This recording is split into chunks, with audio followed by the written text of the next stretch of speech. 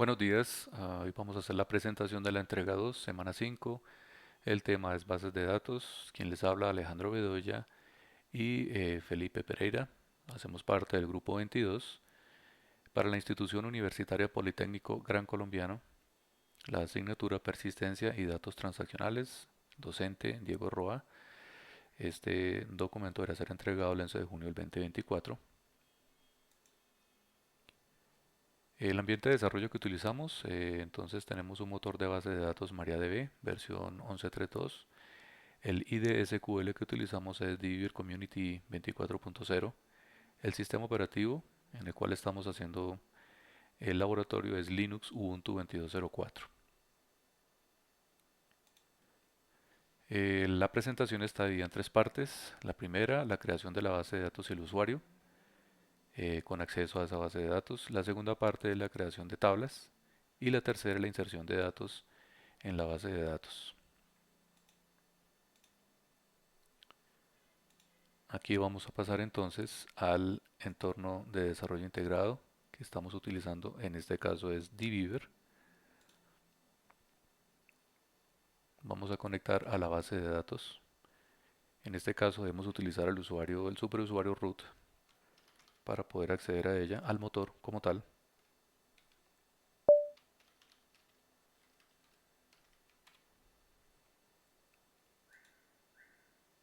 Aquí podemos apreciar que la base de datos no existe. Entonces vamos a ejecutar los scripts para crear la base de datos. Entonces el primero es la creación de la base de datos como tal. Vamos a validar acá dentro del motor que la base de datos ya aparece. Ahora vamos a crear el usuario poli01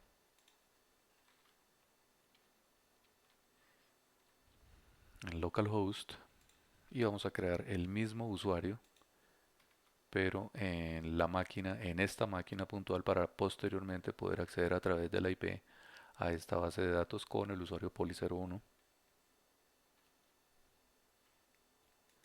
Ahora vamos a verificar que el usuario efectivamente haya sido creado. Entonces aquí ya tenemos el usuario poli01 con acceso a la máquina localhost.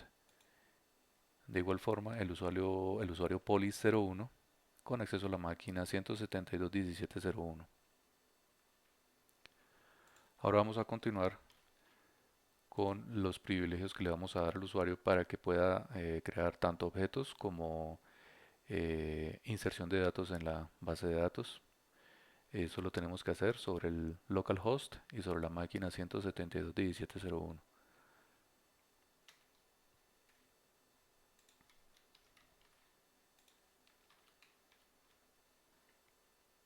Ahora nos cambiamos hacia la base de datos. Vamos a confirmar los privilegios que acabamos de darle al usuario poli01, tanto a localhost como a la máquina 172.17.0.1. Y vamos a verificar los permisos que tiene el usuario eh, en las dos máquinas.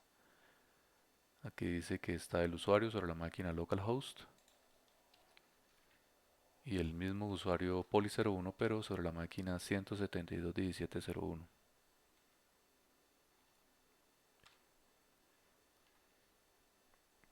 Acá objetos como tal sobre la base de datos no tiene todavía, no hemos empezado a crear absolutamente nada. Entonces aquí todavía no vemos ningún tipo de cambio sobre la base de datos como tal. Entonces vamos a cerrar esta ventana de scripts. Vamos a desconectarnos de la base de datos y nos vamos a conectar pero con el usuario que acabamos de crear.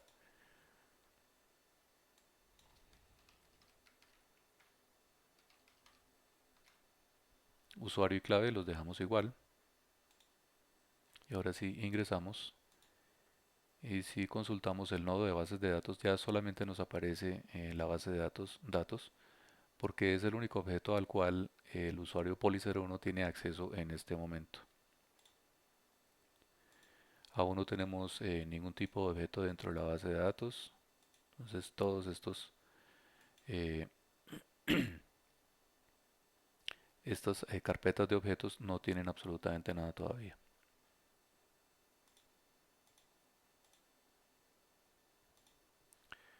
Ok, hasta acá va el primer video. En el segundo video, pues vamos a ver cómo hacemos la creación de los objetos dentro de la base de datos.